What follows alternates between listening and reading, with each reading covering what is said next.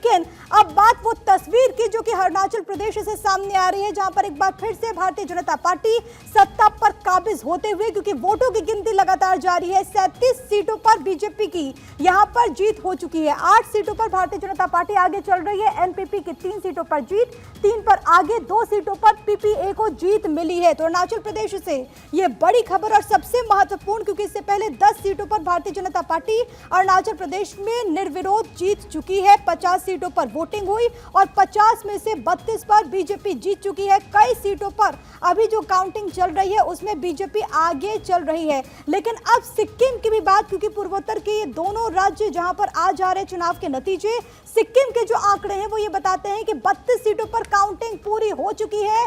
31 सीटों पर एसकेएम ने, सिक्किम क्रांतिकारी मोर्चा ने हासिल कर ली है जीत। 1 सीट पर एसडीएफ के तेंजिंग नोर्बो लम्हा को जीत मिली है।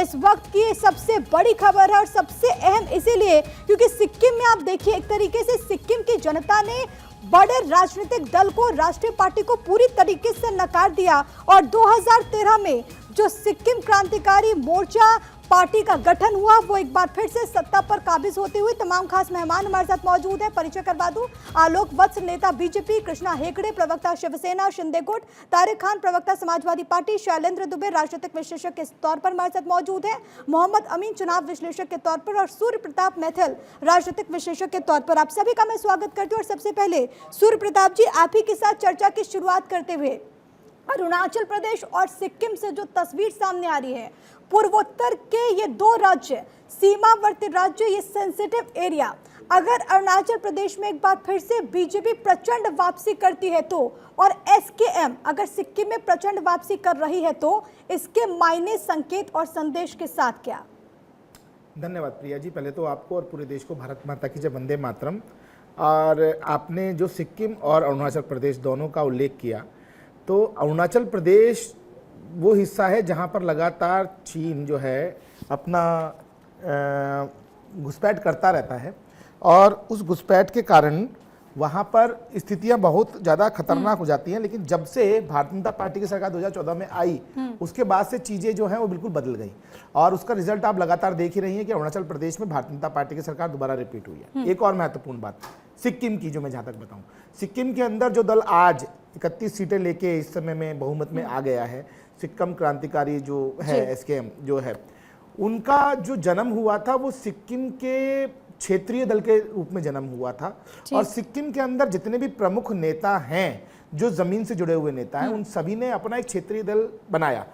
ठीक है, इसमें मैं मोहम्मद अमीन साहब का रिएक्शन सर संक्षेप में ओपनिंग रिमार्क ले लेते, दूसरे राउंड में फिर आऊंगे आपके पास। नहीं, मोहम्मद अमीन साहब, इतना कहना चाहता हूं मैं कि सिक्किम की राजनीति या पूर्वोत्तर की राजनीति में जो सिक्किम है, मणिपुर है, मेघालय है, मिजोरम है, यहाँ पर क्षेत्रवाद की जो राजनीति है वो ज्यादा हावी रहती है। ठीक है, ठीक है, आलोक जी आप इस पे जवाब दीजिए। देखिए, भारतीय जनता पार्टी ने पूर्वोत्तर राज्यों में मोदी जी के नेतृत्व में कठिन परिश्रम करके अपनी जड़ें मजबूती से जमा ली। आज इसका उदाहरण है, त्रिपुरा में हमारी सरकार है और अब लेकिन आलोक जी सिक्किम में क्या हो गया? सिक्किम में क्या हो गया? देखिए, कहीं कहीं क्षेत्रवाद ज्यादा हावी हो जाता है, जैसा अभी मैथिल जी बोल रहे थे कि यहाँ पर जो क्षेत्रीय दल हैं उनकी ज्यादा जड़ें मजबूत हैं। लेकिन खैर राजनीति में ये सब, लेकिन विपक्ष के तौर पर तो जहाँ भी उनकी लड़ाई है मोस्टली हमारी से हम ही से हुई है। ठीक है, मैं ठीक है, एक ओपनिंग रिमार्क कृष्णा हेगड़े साहब से लेना चाहूंगी। Sir opening comment Krishna Hegde साहब। देखिए, जब से हिमंता बिस्वा शर्मा जी आए हैं और नॉर्थ ईस्ट का उन्होंने कमान संभाला है, हमने देखा है कि भारतीय जनता पार्टी ने बहुत अच्छी वहाँ पर प्रोग्रेस की है। अभी जो नॉर्थ ईस्ट के जो आंकड़े आए हैं एग्जिट पोल में भी, जो 25 सीट है उसमें से ऑलमोस्ट 20 सीट तक भारतीय जनता पार्टी जीत रही है। तो मुझे लगता है कि वही ट्रेंड जो है वो अरुणाचल में भी है। अरुणाचल एक सेंसिटिव हमारा प्रदेश है जहाँ पर हमेशा चीन की घुसपैठ होती है और लोग वहाँ के जो लोकल लोग हैं उन्होंने भी समझ लिया है कि उनके इंटरनल सिक्योरिटी के और नेशनल सिक्योरिटी के लिए भारतीय जनता पार्टी का वहाँ राज्य रहना बहुत ज़रूरी है। ठीक है, यानी कि नेशनल सिक्योरिटी एक अहम मुद्दा है और ये आम जनता ने भी माना है। तारिक खान साहब, क्योंकि आप INDIA ब्लॉक का हिस्सा हैं, कांग्रेस पार्टी साल 2014 में अरुणाचल प्रदेश में अपने दम पर सरकार बनाती है, वही कांग्रेस पार्टी 3 पर सिमटते हुए नजर आ रही है ये रुझानों में। देखिए, नॉर्थ ईस्ट में तो बीजेपी का हाल क्या होगा ये आप देखिएगा। क्योंकि यूसीसी ये लेके आए और यूसीसी के लिए नॉर्थ ईस्ट के जो स्टेट हैं उनके अपने ट्रेडिशन है जिसपे स्टैंड क्लियर नहीं किया गया कि उसको किस तरीके से अप्लाई किया, मतलब बात की गई है। तो वो भी अफेक्टेड एरियाज होंगे नॉर्थ ईस्ट, उनके अपने ट्रेडिशंस हैं तमाम नॉर्थ ईस्ट में जितने स्टेट हैं।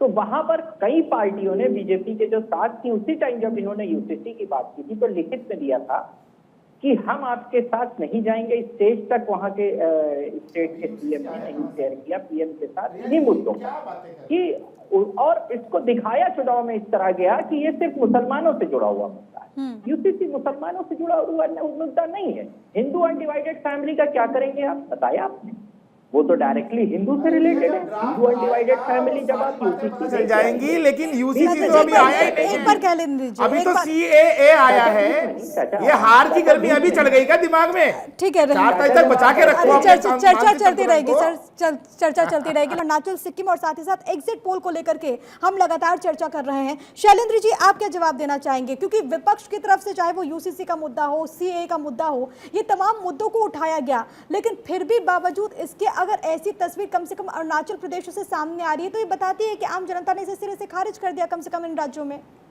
देखिए, अरुणाचल प्रदेश एक नेबरिंग जो स्टेट है, मतलब सीमावर्ती जो देश है वो चाइना से लगती है, उसकी सबसे बड़ी सीमा जो अरुणाचल प्रदेश की लगती है। तो वहाँ के लोग जो है एक लंबे समय से लगातार अगर बीजेपी को सपोर्ट कर रहे हैं तो कहीं ना कहीं उनके दिमाग में ये बात स्पष्ट है कि नेशनल सिक्योरिटी उनके लिए एक अहम इशू है।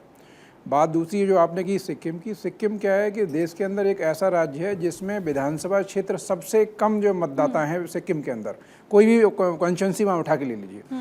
और जो आपका सिक्किम डेमोक्रेटिक फ्रंट भी जो सबसे ज़्यादा लंबा उन्होंने वहाँ पे रूल किया है, तो वही है चूँकि छोटी मतलब कॉन्स्टिट्यूंसी है तो वहाँ पे जो भी रूलिंग पार्टी है उसको इंटैक्ट रखना उसके लिए आसान होता है तुलनात्मक जो है बड़ी विधानसभा। ठीक है, एक ओपनिंग रिमार्क मोहम्मद अमीन साहब से। अमीन साहब, आपका टेक इस पर क्या रहेगा बतौर चुनाव विश्लेषक? ये जो तस्वीरें सामने आ रही है अरुणाचल प्रदेश और सिक्किम से और जो आंकड़ा है जहाँ पर बीजेपी को बढ़त मिलती हुई अरुणाचल प्रदेश में नजर आई, क्या कहना चाहेंगे आप इस पे?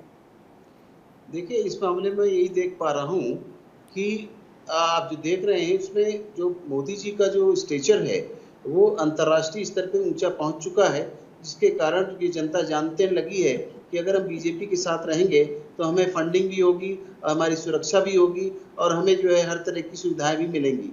तो इस बात को ध्यान में रख के तभी इस बात को लेके वोटिंग हो रही है।